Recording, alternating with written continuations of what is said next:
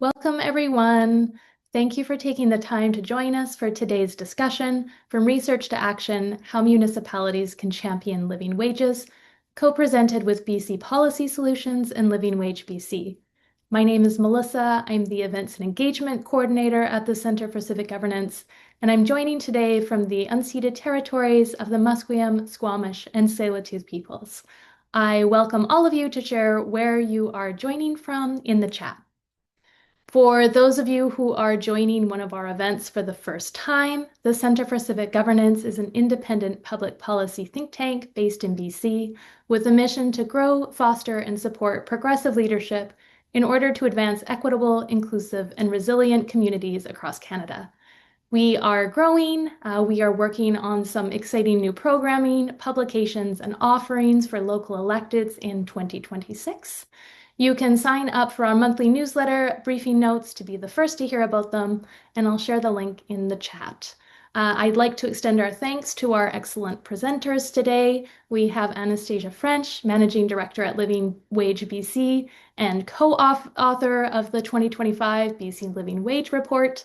Iglika Ivanova, Co-Executive Director at BC Policy Solutions and also co-author of the report. And Iglika and Anastasia are both board members of the BC Poverty Reduction Coalition. And finally, we have Corey Ramsey, UBCM President and Councillor for the City of Prince George. We will have time for a Q&A at the end of our discussion. Please use the Q&A function to submit your questions, and we will try to get to all of your questions if possible. And finally, just so everyone is aware, we will be recording the first portion of today's session, but I'll stop recording for the Q&A. And with that, I'll hand things over to Anastasia.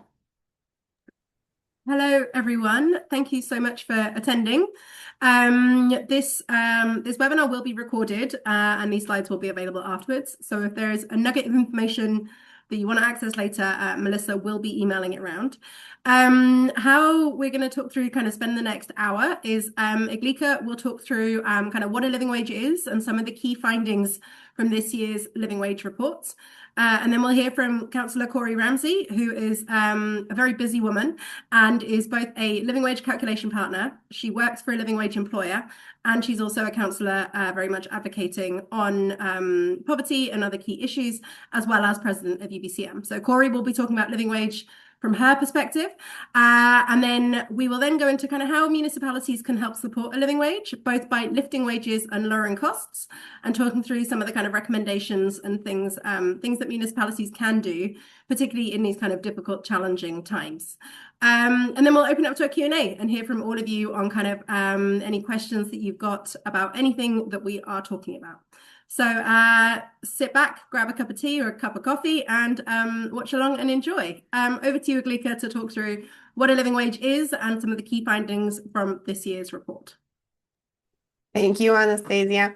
And thank you everyone for coming and to the Center for Civic Governance for organizing this webinar today. I'm thrilled to be here and speak about our research on the living wage and how we can turn it into action at the municipal level.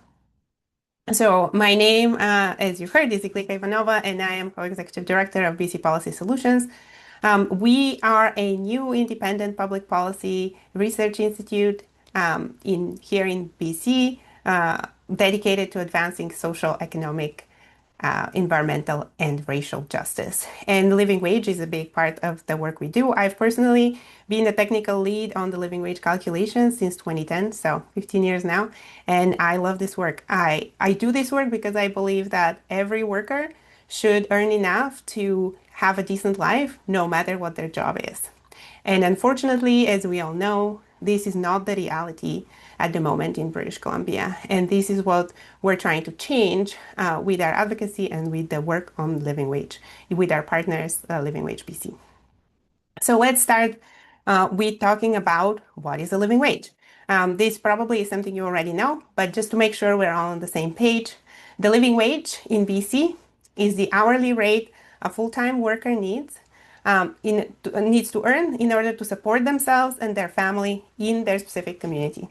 So it is community specific, it is calculated every year to reflect the local cost of living and how they're changing. Includes the cost of basics like food, housing, transportation, childcare, and also includes the costs of or the enough so that people can participate in the civic, cultural, and social life of their communities. So we want people not only to be able to survive, but to be able to thrive and participate in community. It's really important, and it's a distinction between, poverty lines and the living wage. The living wage is a higher bar. It provides for community participation. It provides for appropriate housing. We want to make sure that, people don't have to live with many roommates if they don't want to, that everyone can afford the type of housing that is appropriate for their family size, and it is high quality housing. So just, as the baseline, this is what the living wage does. It enables workers to avoid falling into debt and avoid chronic financial stress. It affords a basic level of economic security, but it is not a luxury wage, right? There's many things that are not included. It is still a very basic kind of level of support that people get on the living wage. Just to be on the same page, things that are not included in the living wage include any provisions for paying off debt, so credit cards, student loans, or other debt. There is no extra for saving for retirement below contributing to CPP, the Canada Pension Plan, as is, mandatory. We don't have, obviously don't build in home ownership, don't have anything for the costs of caring of a disabled, seriously ill, or elderly family member, which many of us, have to do and costs we have to incur. There's more, there's only minimal spending on recreation, entertainment, or holidays, and there isn't a large buffer for emergencies or other unexpected expenses. There is a small kind of cushion for contingencies, but not a huge one. And so I think it's important to know and realize that this is a pretty basic budget that we're talking about. One thing that I wanted to mention on the living wage family model, or sort of how the calculation is done, if you have followed this work in the, up to last year, we were using a family of four, two adults and two young children, as a reference family to calculate the living wage. We were hearing from community partners and the public about the need to capture the needs of different family types and have a broader view on what it costs to live in different communities. So we have switched this year to calculate the living wage as a weighted average of the wage rates for three different family types. Family of four, the reference family we had before, a single parent with one child, and a single adult living alone. So those are the three family types, and we calculate for each of them the wage rate that meets the expenses that this family type would have to face to have this basic quality of life. And then we weigh the three wages by the share of adults living in the different family types in British Columbia. And then we produce one living wage for every community. This new method is consistent with how the living wage calculations are done in Alberta and British Columbia. And internationally, many countries also use a weighted average of different family types. So why a living wage, right? Why is this a transformative idea? There are several reasons. Obviously, the living wage makes an enormous impact on the people who earn, who earn the living wage. People who work and don't earn the living wage are, often face impossible choices. They have to choose. Do they pay the bills or do they pay the rent? Do they buy groceries or heat their house? Those are things that nobody should have to choose. But this is how the reality for many people in our province, unfortunately. So as a result, many have to work multiple jobs to make ends meet and have no time to spend with family. And so you can see in the photo here, for this man, a living wage means that he can see his family because he's not working two jobs. And this is really important to kind of value how much that means for the family health and also for the community. Now, the living wage is also a transformative idea because It makes employers part of the solution to poverty and to working poverty more specifically.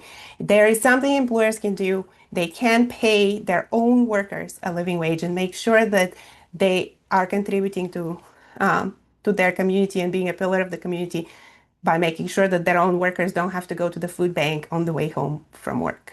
And it's really important to recognize that we all have a role to play in solving poverty and working poverty, not just government, but also employers and communities.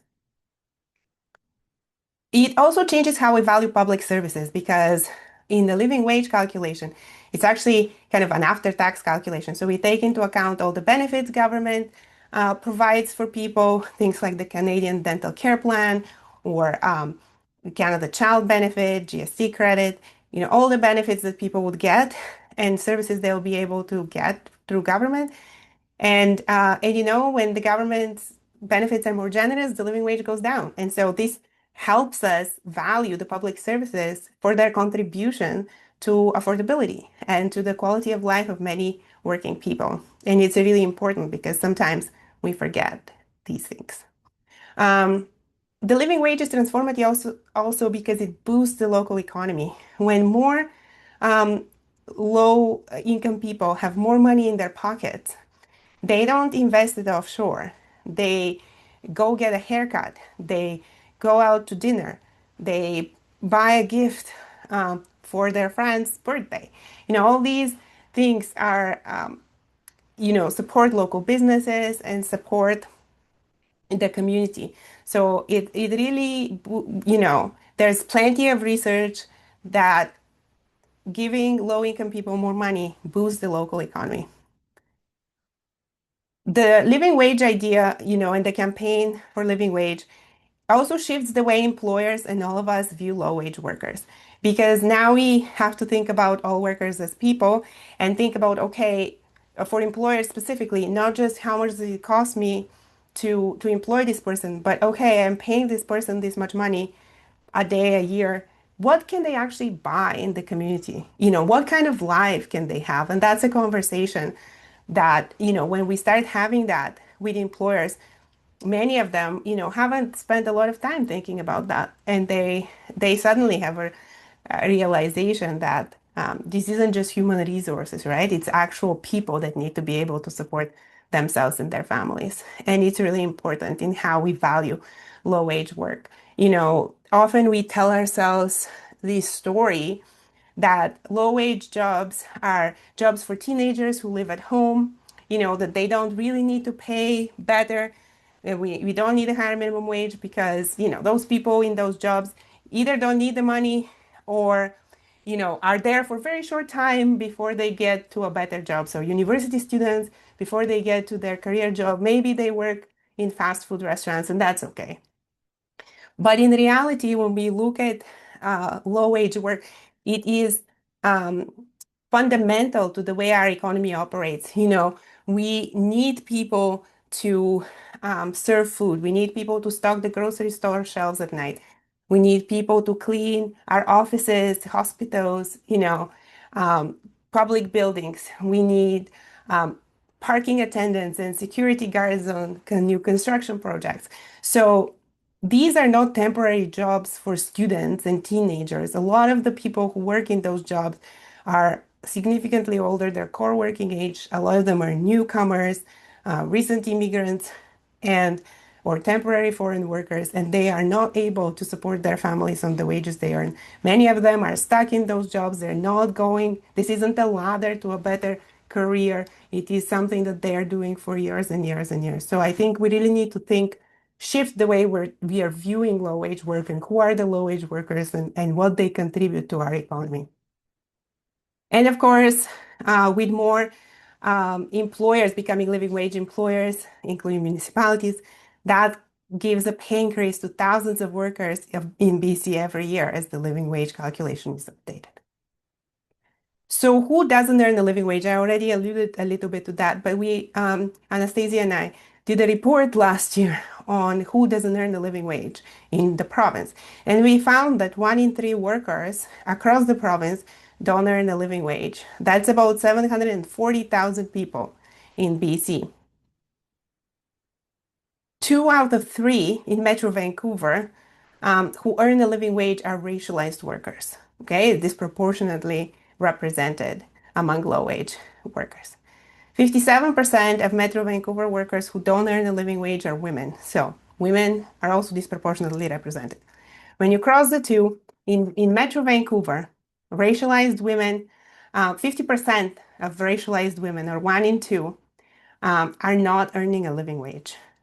So let that sink in.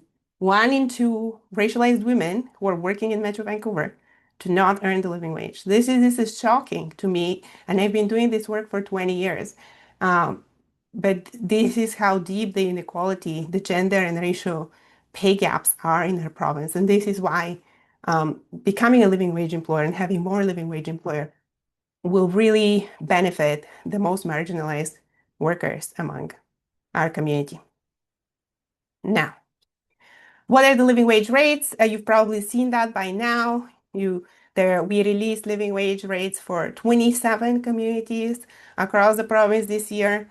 They vary a lot because housing, transportation, food, and childcare costs vary significantly across the province. The highest living wage was in Whistler, $29.60. The lowest was in Grand Forks, $21.55. But you can see they are significantly higher than the minimum wage. This chart shows you the Metro Vancouver living wage compared to the minimum wage. And this is since 2008, which is the first year in which the Metro Vancouver living wage was calculated. You can see there is now a $10 gap. The minimum wage is $17.85, and the Metro Vancouver living wage is $27.85. $10 an hour is a lot. It's a lot. So it really shows you how many sacrifices people who are working for low wage jobs need to make and what kind of quality of life or lack of quality of life they experience. You can look again at your community and see the gaps are many communities are above $25 an hour. But even in the cheapest place to live in BC, Grand Forks, there's a $3 an hour difference between the minimum wage and the living wage. What are some of the key findings from our living wage report this year? And I suggest that you read the report for more details. But I've broken them down into two. Why are living wages across BC so high? And these are the reasons. The rents, demand for rental housing continues to outpace supply. And although asking rents have started to fall in the big cities from their, the peak was in 2023, I think, and we are seeing some decline in the asking rents. The reality is that the asking rents are still very high, more than what many low-wage workers can afford, and they are the highest in the country. So how food costs, as again, are not growing as fast as they were a couple of years ago, but they're still growing faster than inflation.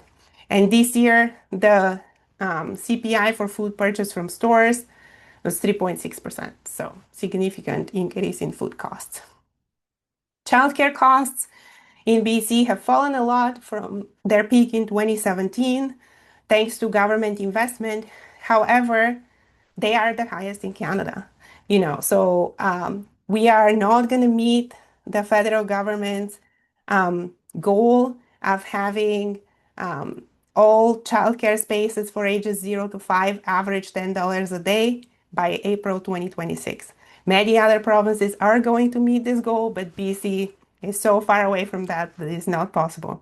And so I think it's important to remember that childcare, despite the investment, is that we are paying the highest prices in Canada at the moment. Transportation costs are very high in communities with poor transit where people need cars to be able to get anywhere. The elimination of the climate action tax credit is costing low-wage workers, up to $500 for an individual and $1,000 for a family of 4. And many government benefits are being clawed back at incomes close to or lower than the living wage. And so that's what, is causing the living wages to increase every year. Now, on the other side, we have government policies that are moderating living wage increases, including the implementation of the Canadian Dental Care Plan, which has made dental care accessible to more low wage workers and low income folks in Canada. As of last summer, now all adults and all children are eligible to apply to the Canadian Dental Care Plan. We are seeing declining costs of high-speed internet and mobile data plans over the last few years, and that's a direct result of government policy as well at the federal level to increase competition in those sectors. We are seeing government investment in childcare, which is absolutely making a difference. It's just not as much as in other provinces. And then we have government transfers that are making life cheaper for people, or rather giving them more income to afford the things that they need to buy. Just to give you a quick idea of kind of how big the value of the government programs is vis-a-vis the living wage in Metro Vancouver, the Canada Child Benefit lowers the living wage in Metro Vancouver by $2.20. So this program was introduced in 2016. It's much more generous than the programs that existed before. And then you can see that when the government is providing support for children, it makes a difference on the living wage and low-wage families. A lot of programs for children have a very big role on the living wage. The Child Care Fee Reduction Initiative provincially, again, valued at almost $2. The BC Affordable Child Care Benefit, almost $1 of the Metro Vancouver living wage. And I also wanted to show you the Canadian Dental Care Plan, which for adults of working age was only available for half the year. So we've only built it in for half the year. But even with that, it lowers the living wage by 40 cents, which is a very significant amount, right? Without it, in Metro Vancouver, we'll be looking at a wage of $28.25. So it's really important to remember that the government programs play a huge role in improving affordability for people. So I'm going to stop here and I'm going to pass it on to Corey to share a bit of her experience calculating and advocating for the living wage in Prince George. Thanks, Aglika. So I've been calculating the living wage in Prince George since 2015. We actually calculated it in 2014, but it never was published because it took us so long to figure out the calculation, but that by the time we had figured it all out, it was time for 2015. So I work for Integris Credit Union.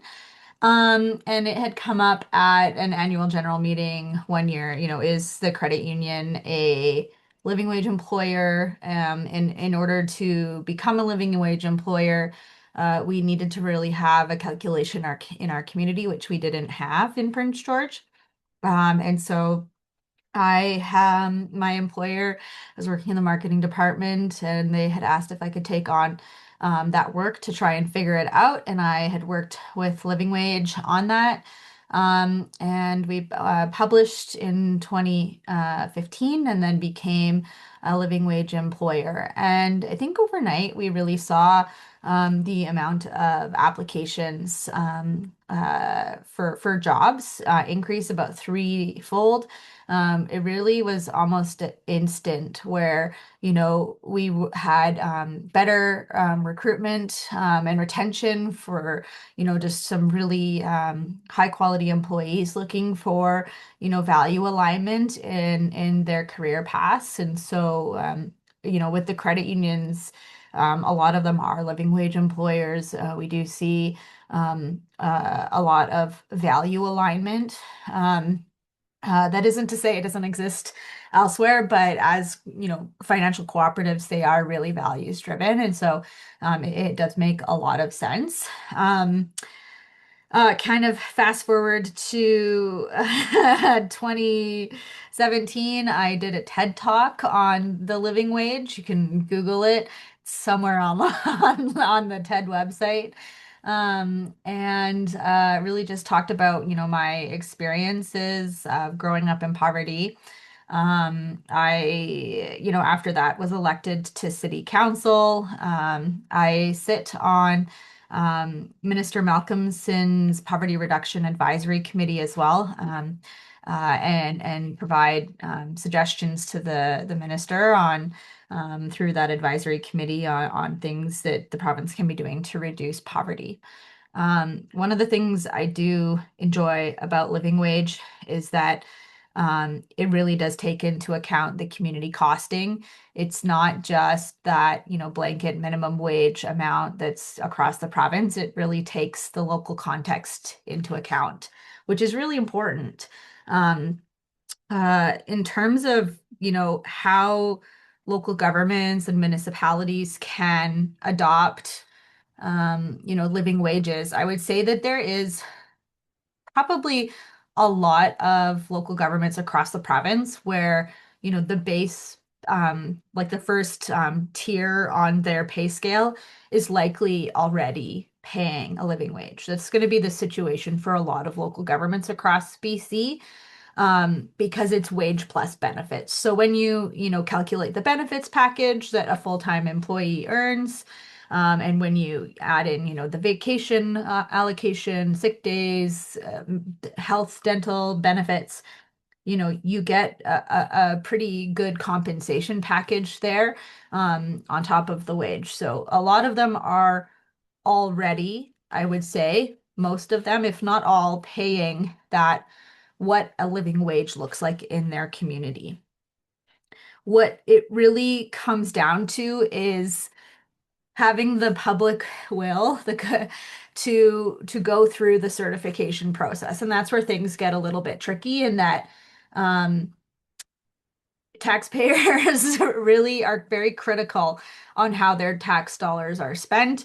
And sometimes, even though we all know that we're paying that wage, sometimes it's just really hard to publicly say, let's actually do the certification, because people don't really understand fully what that means. They just associate it with an increase in the taxes, and it puts a lot of public pressure on elected officials, who really can see that they're already doing it, but why do we need to maybe go that one step further and do the certification? And I would say that certification, and I'm coming from a municipality where my own municipality isn't a living wage employer, so really I should be putting my money where my mouth is, but it is also really hard to change hearts and minds on, if we're already paying them, why do we need to do this extra step and get the certification?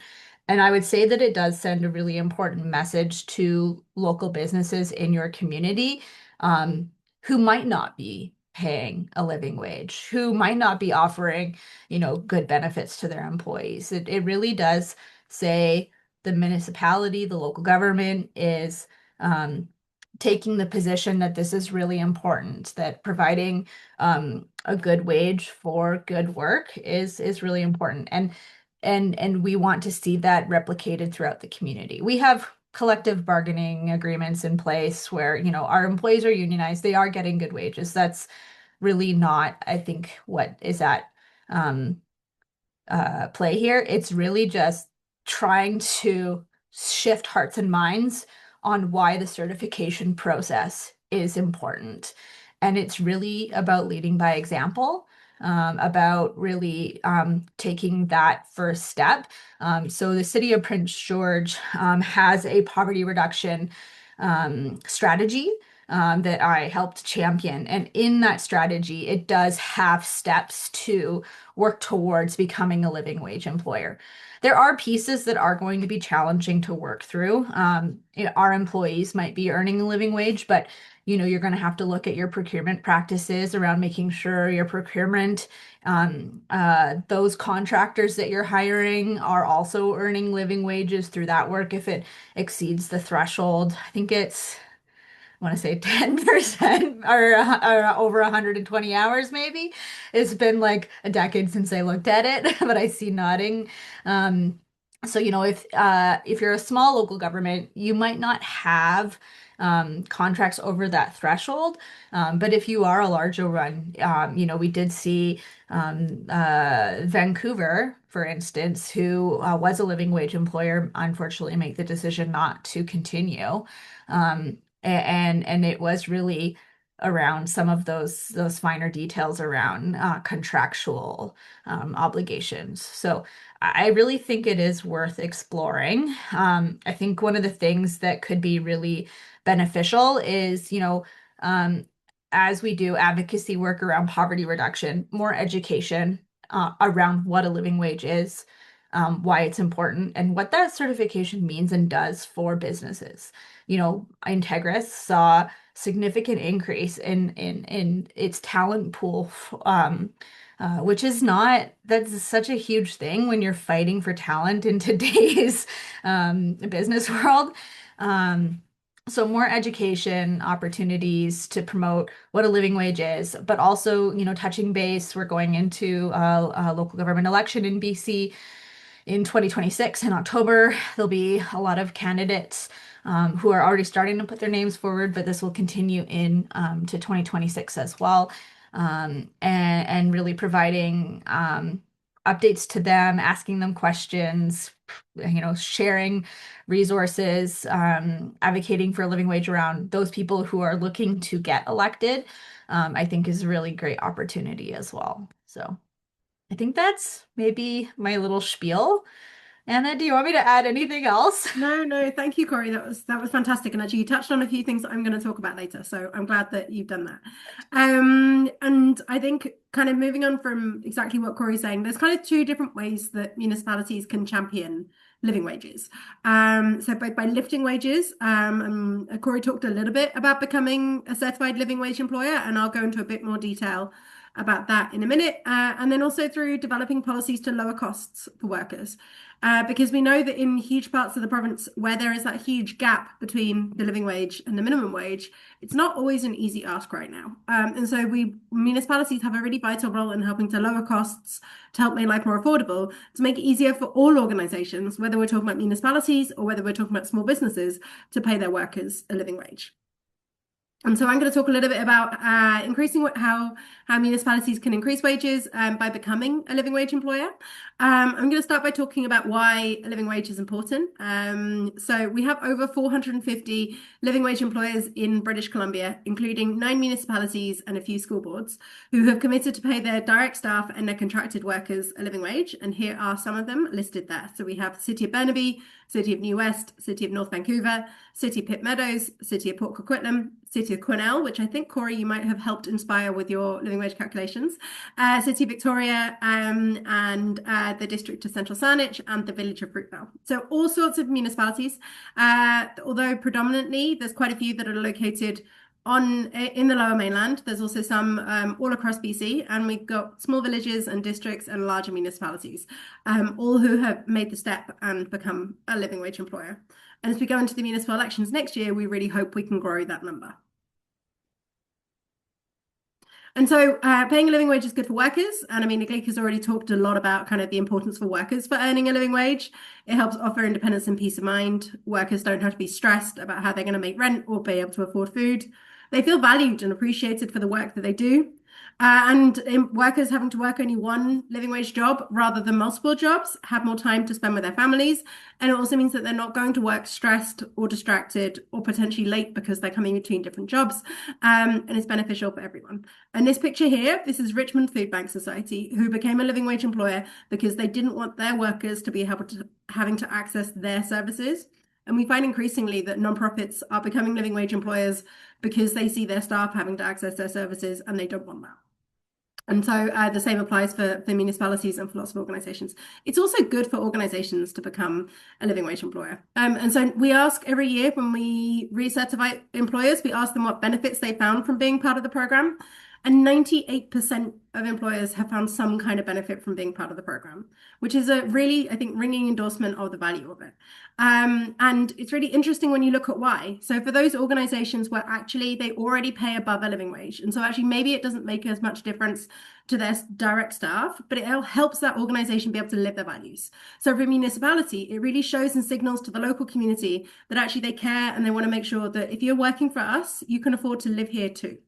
Help set an example for others and inspire others. And that's a growing trend we've seen in recent years. It's good for publicity. And so they're the kind of like reasons which aren't linked with kind of the business case. But then below that, nearly 50% find that it's good for recruitment. And I'm shocked by Corey's stat that they managed to increase applications by threefold when they became a living wage employer. That's fantastic. It's good for morale, and when workers are happy, they're more likely to be more productive and work harder. It's good. It lowers staff turnover. We're increasingly finding employers are joining us because they like to be able to transparently set wages. When their workers want to know why they're being paid that much, they can point to an independent report which says this is how much it costs to live in the local community, and we want to make sure you can earn that much. And then there's a small percentage where it actually helps them get business or fundraise, which is particularly important for nonprofits and stuff like that. Next slide. And it's good for local communities. There's a ripple effect through local supply chains as living wage employers do business with other living wage employers. Unfortunately, municipalities often pay the price for working poverty in their community, whether that's through food bank use, other kind of other kind of social programs and other kind of costs. If we can address working poverty by making sure that every worker can earn a living wage, then we can help address some of those negative consequences and the costs we find with that. And when low-wage workers receive a pay increase, as Iglika talked about, they're far more likely to spend that money and spend that money locally than when high-wage workers receive a pay increase. So it's good for workers, it's good for businesses, it's good for local communities. It's a win-win-win. And then now I'm going to talk through a little bit of the detail for anyone who's interested in becoming a living wage employer. And these are some of the questions I get all of the time from municipalities and businesses and nonprofits that are interested in becoming a living wage employer. So to certify as a living wage employer, you need to make sure your direct staff and your contracted workers earn a living wage. And as Corey said, in a lot of municipalities, actually most direct staff are above the living wage threshold. They're unionized, they've got good wages. And the contractors is where maybe it involves a little bit more work. But by contractors, what we mean is anyone either working more than 120 hours a year for your organization or a company that is more than 0.5% of your purchasing budget. And that's something which kind of the procurement leads in your organization will know exactly what that is and will know how much work that involves with looking at. And you can pick whatever is easiest to do. And you need to make sure that all of the workers that are working on behalf of your organization are earning a living wage. And that doesn't mean that you need to make sure that that company pays their workers in other places a living wage. I definitely have heard from some who there's a bit of reluctance and hesitancy that they don't want to tell companies how much they should be paying their staff. And I can understand that. We're Canadian, we don't like to talk about money. But what the important thing is, if you've got a cleaner that's cleaning your office, you can ensure that while that cleaner is cleaning your office space, you have the power in that contract to say how much they're paid. You may not be able to encourage them, you may not be able to influence as much how much that cleaner earns when they're cleaning someone else's office space. And we can provide sample clauses to include in future contracts. And we can also put like procurement person in touch with procurement person from different municipalities to kind of share how it was done and kind of share best practice. Next. And then, as Corey mentioned, the living wage also includes any non-mandatory benefits that you offer. And we have a very helpful calculator on our website that I will link to in a second. Because when you can offer, for example, a health and dental plan, that means that the worker doesn't have to take out their own health and dental plan. And that can lower the living wage by $1.50. If you offer additional paid leave, so additional vacation, additional sick pay, that's more time. Sorry. And that means that the worker doesn't have to take unpaid leave, and that can lower the living wage by I think it's about 10 cents per day offered. Additional education training, all of that can help lower the living wage, which makes it more manageable and easier to pay your workers a living. Next slide. And then finally, we've got a few small prints as well. So sometimes we'd love all workers to be earning a living wage. We understand that there are a few situations where it's not always feasible.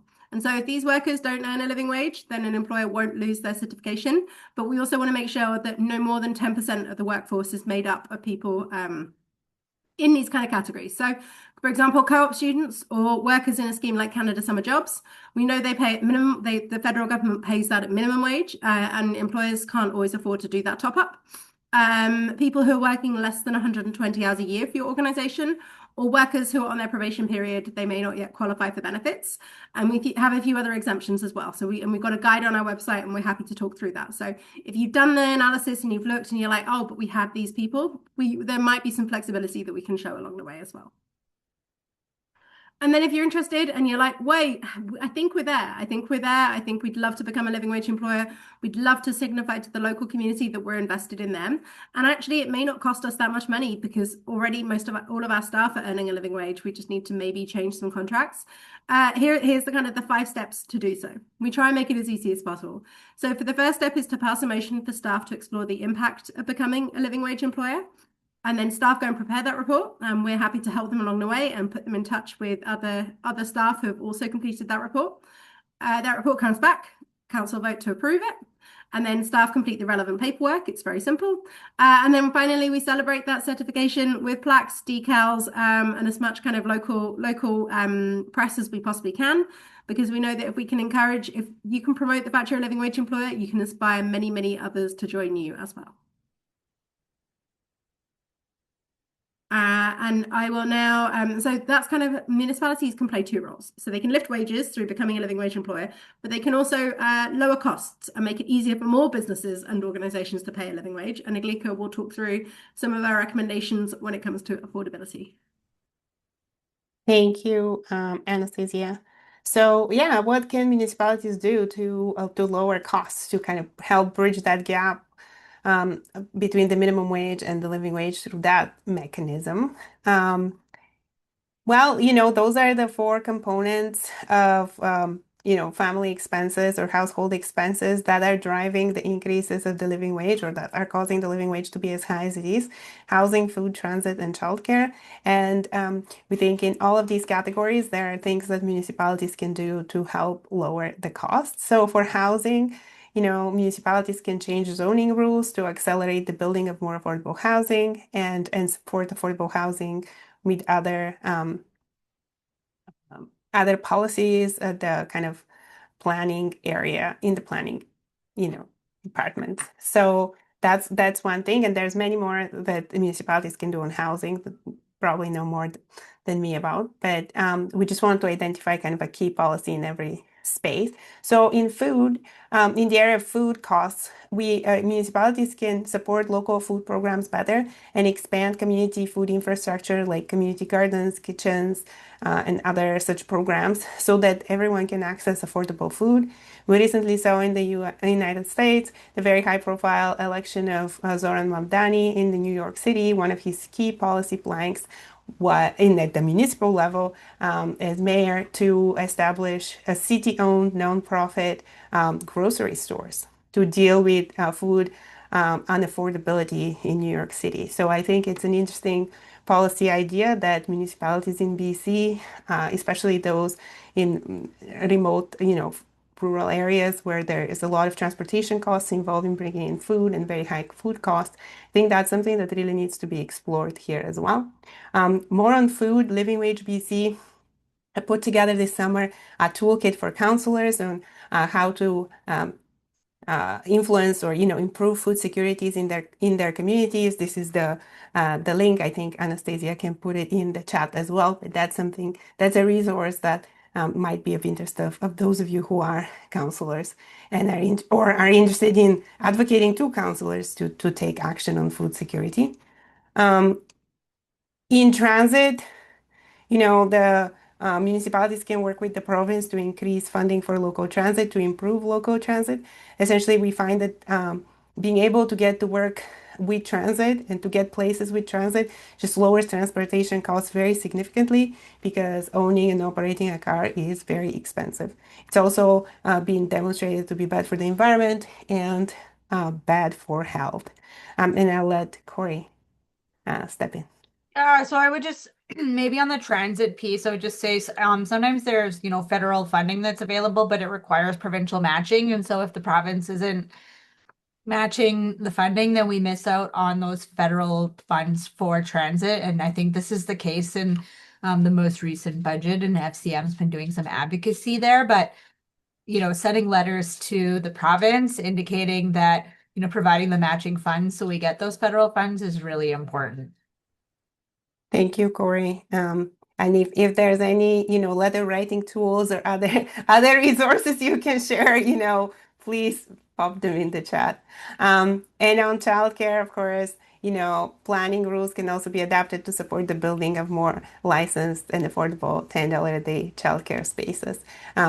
So I think it's important in the permits for new construction, there could be requirements that there's childcare included in building new development. So lots of things that communities can do. The provincial level, as Corey mentioned with the matching funding, that's just one of the things that the province needs to do. There's a lot of levers and the provincial government has a lot more than municipal government to close the gap between the living wage and the minimum wage. Here are some that we have identified in our report, with Living Wage BC and BC Policy Solutions. There's two sides, as we've talked about municipalities, you can lift wages or cut costs. The provincial government too should become a living wage employer. I think it's really important that to Corey's point about responsible use of taxpayer dollars, I think taxpayer dollars, the jobs that are supported by taxpayer dollars should not be jobs that require people to go to the food bank on the way home from work. And we have seen massive increase of food bank use in BC by people who are working. And I think this is a staggering statistic. In 24% of food bank clients in British Columbia have jobs. This is double of what it used to be, a decade ago. And it is a huge problem. It shows that even if you're working and playing by the rules and doing everything you're supposed to do, you still can't afford to feed yourself and your family, and that's not okay. And so instead of trying to figure out how to support food banks, I think municipalities and our public sector really needs to make sure that their own workers are not making, are not the main clients, and that their own employment practices are not making the problem worse. We need higher minimum wages, $20 an hour as a first step. Would still be lower than the living wage anywhere in the province. So that tells you that there's a lot of room there.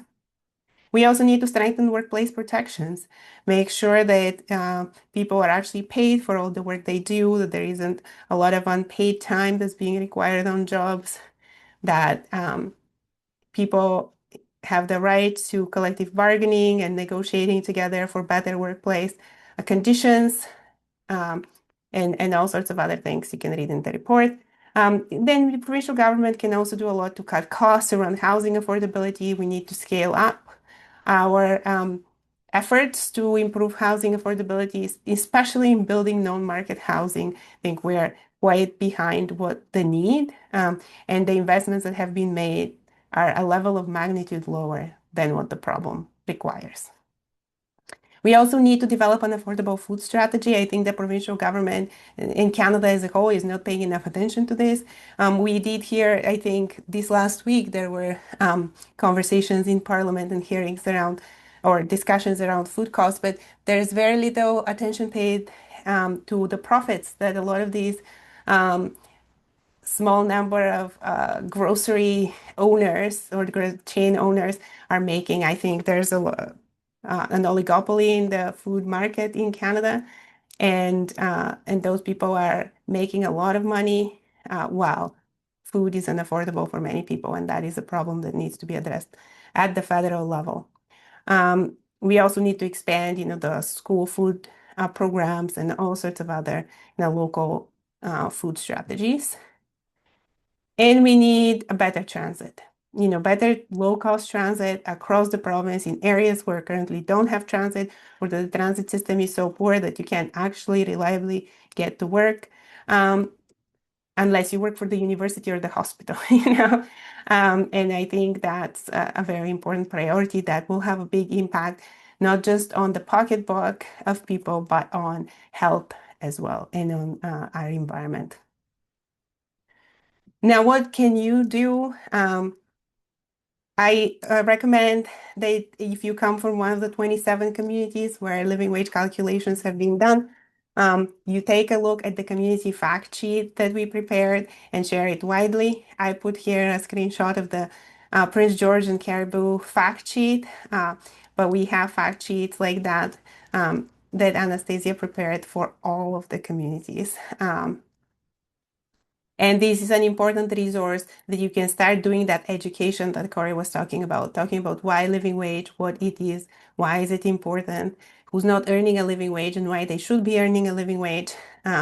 It's really important to start having this conversation um, at your workplace, with your family around the holidays. It's a good time to bring this stuff up with your neighbors in your community. We just need to shift the conversation and shift how we value low wage work and shift to this idea that everyone, no matter what their job is, needs to be able to support themselves and their families with the wages they earn. They shouldn't have to go to the food bank if they work. If you are in a position to become a living wage employer, please we encourage other employers to do the same. Please do that. Otherwise, advocate for policies that close the gap between the living wage and minimum wage. Small businesses, we know not everyone can pay the living wage, especially in traditionally low wage sectors where the gap would be big, like in retail or food service. But advocate for affordable housing, vote for affordable housing, support these policies because they close the gap and they will make the living wage lower. And so what you would need to pay for people to have a decent quality of life would not be as high. And of course, advocate for your municipality to become a living wage employer. Our yes, it's a little more expensive for a municipality to pay a living wage if their lowest paid employees don't already earn it, or if they have a lot of contracts with low wage workers for, say, parking or security or other parks and recreation type things, community centers, libraries. A lot of people in the libraries are not earning a living wage. But it's important. Yes, it costs more, but the money doesn't go into a black hole. And I think that's the part that, we need a lot more education with people who see themselves as taxpayers. This money is supporting the local economies. It is making a local businesses prosper. It is bringing people in the door. If you're a coffee shop owner or a restaurant owner or a salon owner, paying people more is what's bringing people to your door, and it's what's going to increase your income. There's a multiplier effect in the community. There's calculations, I think in Ontario, in some communities about what, you invest $1, how much more you get in return for the local economy. Plus, you have a reduced demand on services like, food banks, shelters, other community services that, are picking up the pieces when people cannot support themselves, when they can't pay their rent, when they can't feed themselves, and when the financial insecurity and stress is causing them health problems. I think it's really important, especially for large municipalities, to consider becoming a living wage employer. They often are an anchor employer in the community. They are a very significant employer in the community, and they have an opportunity and responsibility to lead the way to a more inclusive economy that doesn't leave people behind. When municipalities or become, and the large employers become living wage employers, there would be a market for cleaning and catering contractors who pay a living wage, right? If you have the credit union and the municipality, and if we can convince some hospitals or other public sector institutions, and colleges to become living wage employers, then you can have a critical mass of employers for those low wage sectors that are contracted, cleaning, catering, and then we'll see a positive ripple effect through the low wage workforce in the entire community, where many people are working. And as we said, 1 in 3 people basically across the province is not earning a living wage for their community. So I hope to see more municipalities committing to being a part of the solution. I think living wage is a very powerful way to deal with the current economic slowdown, to support local businesses, to keep communities vibrant, and I look forward to them all calling Anastasia to certify as living wage employer. And if you have any questions, we'd be happy to take them on. So we've covered a lot of ground here today. I'll hand it back over if any of you have any final thoughts, comments, words of advice for municipalities who are championing living wages. Um, I'll go first. It may not be something that can be done immediately. Often it's that first step of kind of looking at where you are and where you need to be. And then the second piece is as we go into kind of an election year next year, affordability will be top of the agenda for a lot of working people. It certainly was at the last provincial election and the last municipal election before that. And so I think it's really important that we talk about affordability. We talk about living wages in both the affordability side of it and also the increasing wages side of it. And hopefully the more that we can talk about living wage and make it a more normal, not depoliticized issue, the more we can ensure that every worker in BC can earn a living wage. Buklika. Yeah, if I think I think that's great. My kind of takeaway, or I guess final word, would be that every worker who's working full time should make enough to afford a decent life in this province. You know, that just seems like a principle, an idea that I think we can all get behind, regardless of political affiliation. I mean, I don't know why someone would say, oh, you should work full time, but have three jobs to be able to make ends meet. That doesn't make any sense.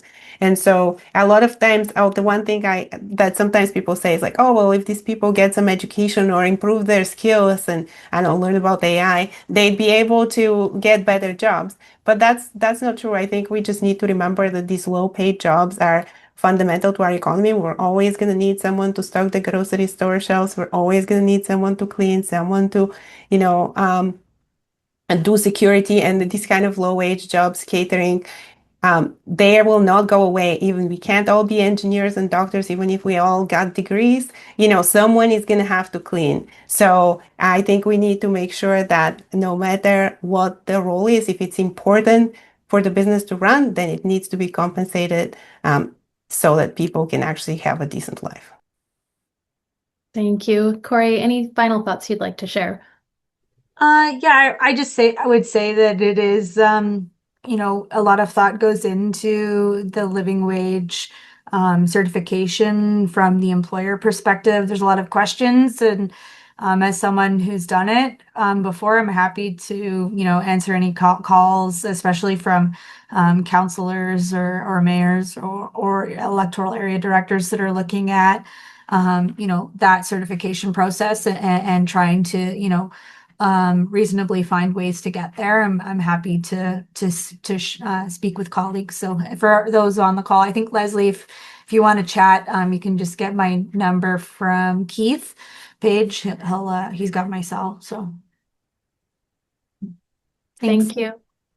Well, I hope everyone comes away from this conversation with the inspiration and tools that they need to go out and champion living wages for workers in your communities. We'll share the recording and resources from today with everyone who registered.